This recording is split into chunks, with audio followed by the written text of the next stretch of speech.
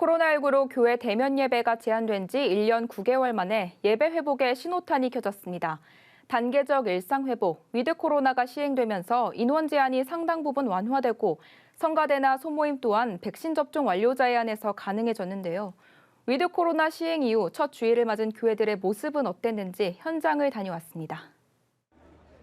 위드 코로나 이후 첫 주일.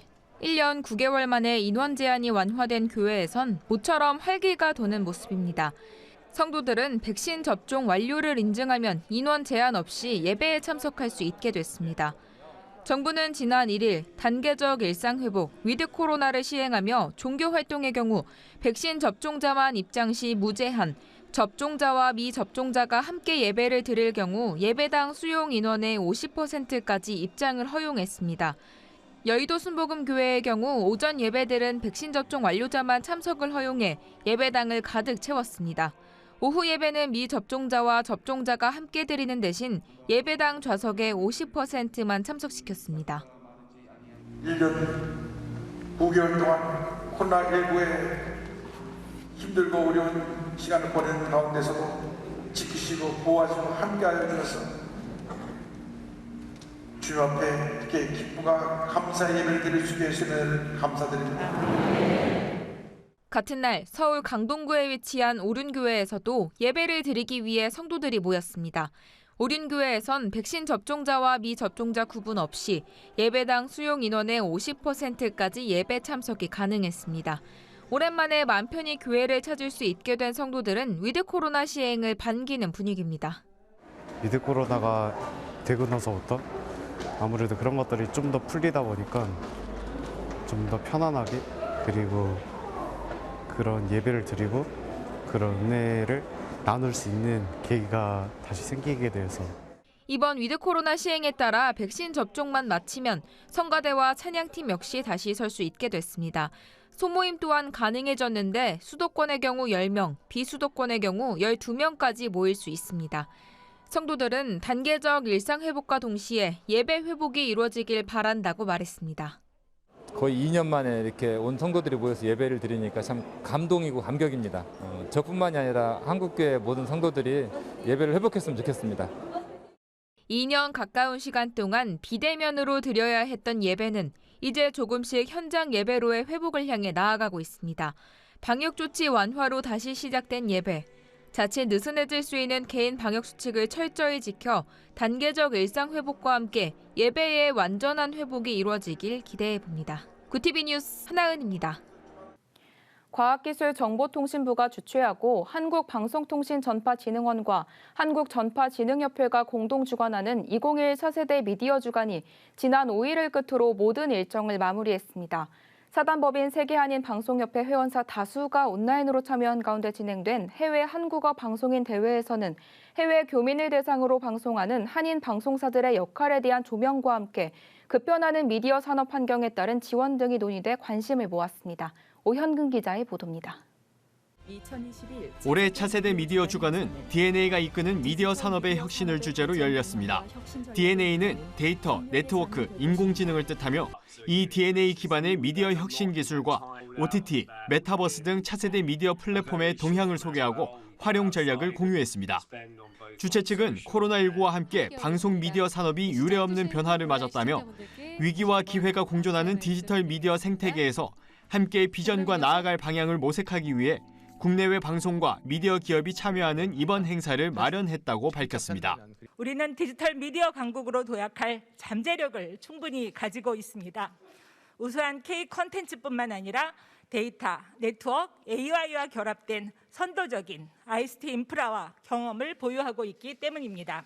과감한 규제 완화를 통해 산업 전반의 자유로운 혁신과 성장 기반이 마련될 수 있도록 적극적으로 지원하겠습니다. 세계 80여 개 한인 방송사로 이루어져 과기부 산하 사단법인으로 등재된 세계 한인 방송협회 김명전 회장은 축사를 통해 해외 한국어 방송에 대한 감사의 마음을 전했습니다.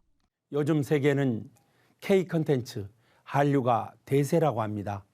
대한민국의 역사와 문화 그리고 우리 민족만이 가진 세상을 매료시키는 힘과 창의력이 바탕이 된 결과라고 생각합니다. 차세대 미디어 주간 행사를 통해 방송산업의 미래에 대한 큰 통찰력을 얻으시고 발전의 계기가 되기를 소망합니다. 이번 행사에선 특히 해외 한국어 방송사들을 위한 대회가 이틀간 마련됐습니다. 해외 한국어 방송사들은 미국을 비롯해 중국, 아세안 등 전 세계 주요 국가에서 대한민국을 알리고 한인 동포 사회의 국내 소식을 전하며 자긍심을 고취시키는 데 힘쓰고 있습니다. 이들은 한국 정부의 관심과 지원이 필요하다고 호소했습니다. 우리는 해외에서 누가 시켜서 한 방송은 아니지만은 그래도 나름대로의 사명감을 갖고 방송을 해오고 있습니다. 해외 방송사들에게 기업인들 그리고 정부가 좀 더 따뜻한 시선으로 우리를 봐주실 수는 없겠는지요. 현지에 뿌리를 내린 한국어 방송국으로서 K컬처와 한국의 위상을 대외적으로 확장하는 데 있어서도 효율적인 기능을 할 수 있다고 봅니다. 또 이러한 역할과 기능을 잘 수행할 수 있도록 우리의 조국 한국에서 더욱 해외 한국어 방송국에 관심 가져주시고 또 지원을 아끼지 않아 주시기를 부탁드립니다. 김 대표는 또 한국과 해외 한인 방송국들의 긴밀한 협력이나 관계가 구축되면 우리나라 방송 산업이 한층 더 발전할 수 있을 것이라며 방송사 간 직원 교환 프로그램 도입을 제안하기도 했습니다. 글로벌 미디어 생태계의 확장과 새로운 기술의 변화 속 해외 한인 방송사들의 성장을 위한 정부 차원의 대책이 시급해 보입니다. 구티비 뉴스 오현근입니다.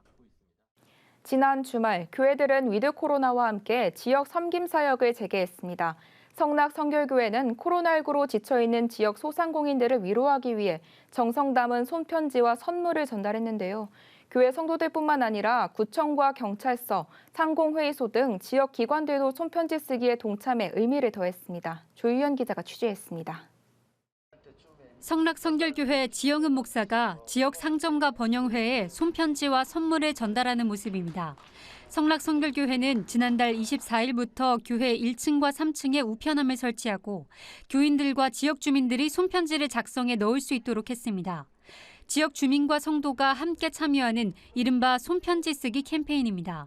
코로나19 장기화로 경제난을 겪고 있는 소상공인을 격려하기 위해 기획됐습니다.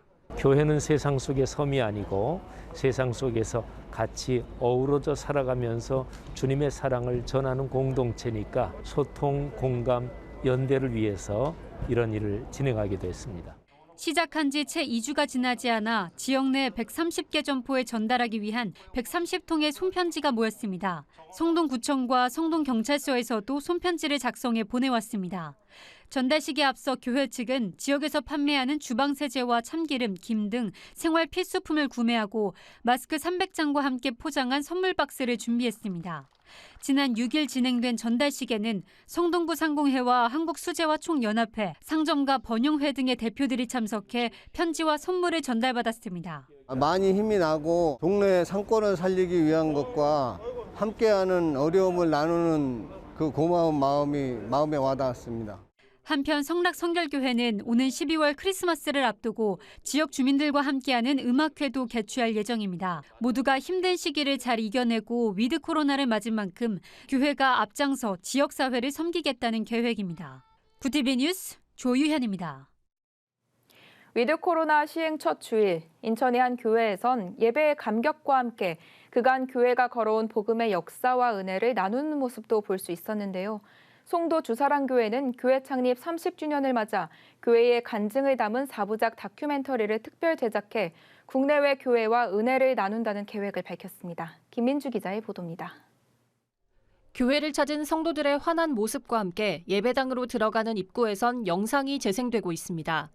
지난 2일 교회 창립 30주년을 맞은 송도 주사랑교회가 제작한 다큐멘터리입니다. 제목은 거룩한 신부, 1991년 인천 주안동, 빛이 들어오지 않는 지하에서 시작해 2번의 이사를 거쳐 현재 예배당에 이르기까지 있었던 교회의 역사와 사역의 열매들을 담아냈습니다. 기독교 순교지를 탐방한 다음 세대의 이야기, 북한과 이스라엘 등 선교 사역에 대한 비전도 제시하며 마지막 때를 거룩한 모습으로 살아가자고 권면합니다. 교회 측은 성도들에겐 새로운 영적 비전을 일으키고 한국교회엔 간증을 나누기 위해서 다큐를 제작했다고 밝혔습니다. 한국교회와 그다음에 이 대한민국 조국을 위한 영향력을 일으켜가며 또한 열방과 저 유대 땅까지 주님이 다시 오실 날이 너무 가까이 임박해 있는데 우리 교회가 좀 더 성령 안에서 하나 되기 위해서 다큐멘터리 제작을 시작한 건 지난 4월부터입니다. 평균 다큐멘터리 영화 제작 기간으로 1, 2년이 걸리는 것을 고려하면 촉박한 시간이지만 교회는 7개월여 만에 완성했습니다. 총 32명의 성도들이 영화 제작자나 전문 성우의 도움을 받고 각본과 촬영, 편집 등 각 역할을 나눠 분담하며 작업에 매진했기 때문입니다.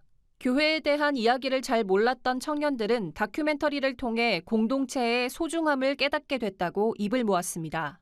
한 사람 한 사람이 협력하여서 한 몸을 이뤄갔는데 그 영상 자체가 너무 아름다웠고 주사랑교회가 정말 하나님의 사랑이 가득한 교회였다는 것을 다시 한번 느꼈고요. 교회 측은 30주년 다큐멘터리 영상을 영어와 히브리어로도 번역해 이스라엘, 캄보디아 등 선교지와 국내외 지교회 등에 공유할 계획입니다.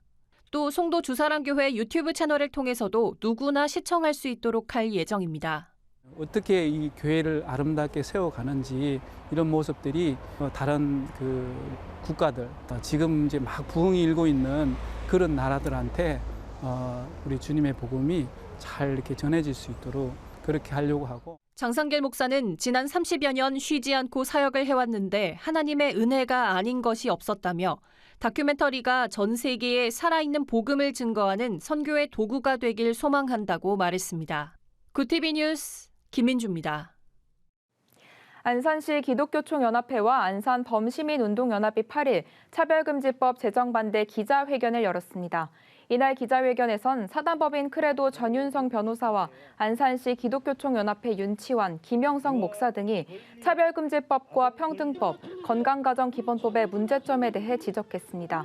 이들은 국회가 진정한 양성평등과 건강한 가정을 지켜나가는 데 힘써주길 바란다며 차별금지법 제정 촉구 도보행진단의 활동을 중단할 것을 요청했습니다. 2021 기독교 변증 콘퍼런스가 지난 6일 진짜 예수는 누구인가라는 주제로 개최됐습니다.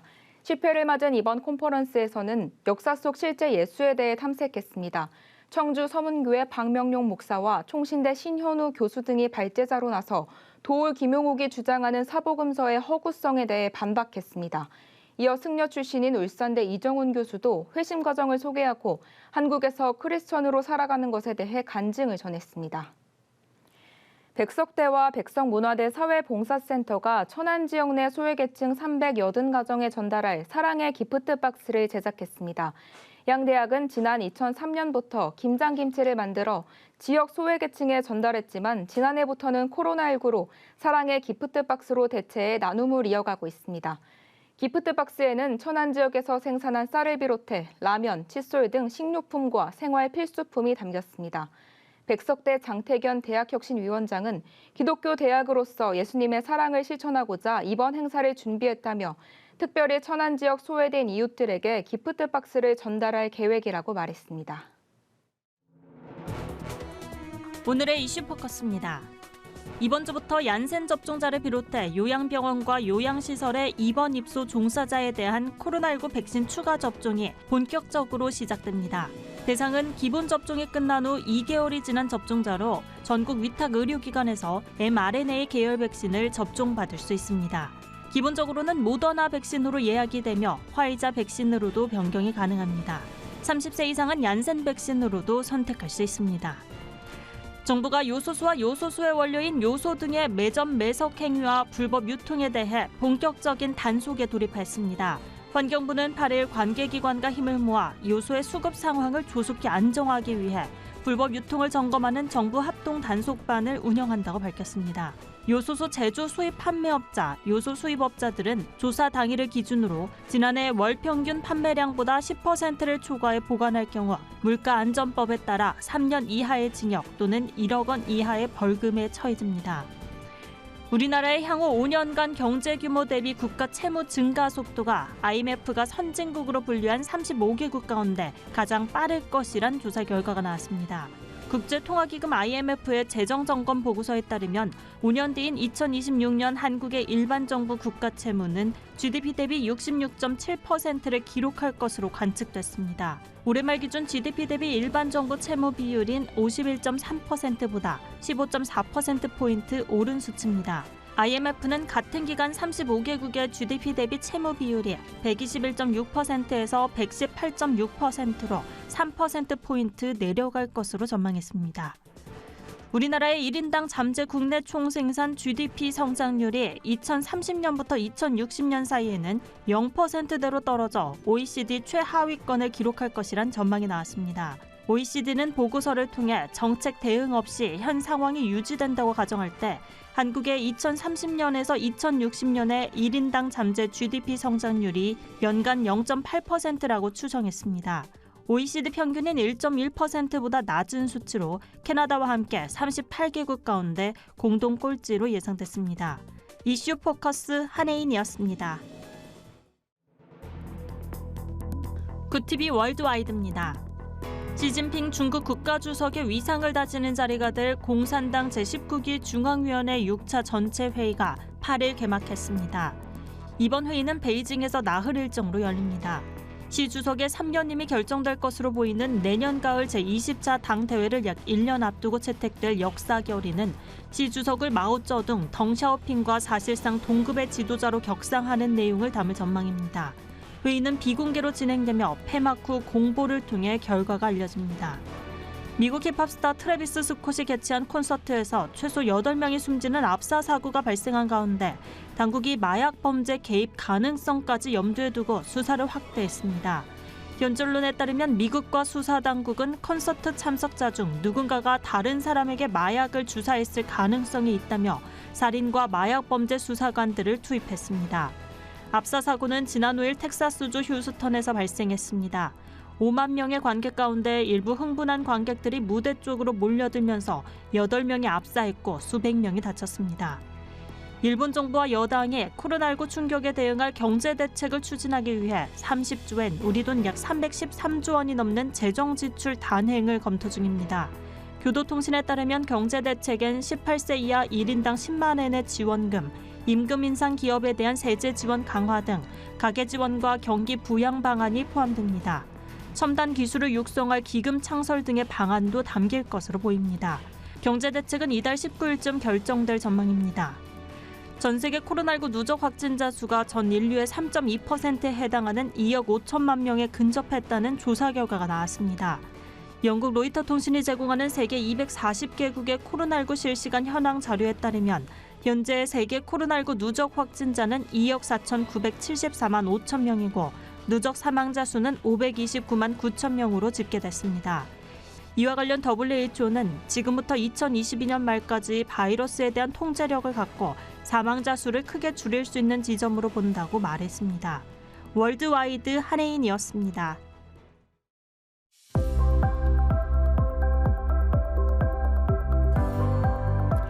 내일은 서울의 최저기온이 4도까지 내려가는 등 전국이 춥겠습니다. 수도권을 비롯한 전국 곳곳에 겨울을 재촉하는 비가 이어지겠고 강원 산지에는 많은 눈이 쌓일 수 있습니다. 이번 주는 주 후반으로 갈수록 추워지고 특히 금요일인 12일에는 서울 아침 기온이 1도까지 내려가며 올가을 들어 가장 낮은 기온을 보이겠습니다. 이어서 전국 날씨입니다. 내일 한낮 최고 기온은 서울 9도, 강릉 13도, 대전 12도가 예상됩니다. 남부지방은 광주 12도, 부산과 제주는 15도까지 오르겠습니다. 날씨였습니다.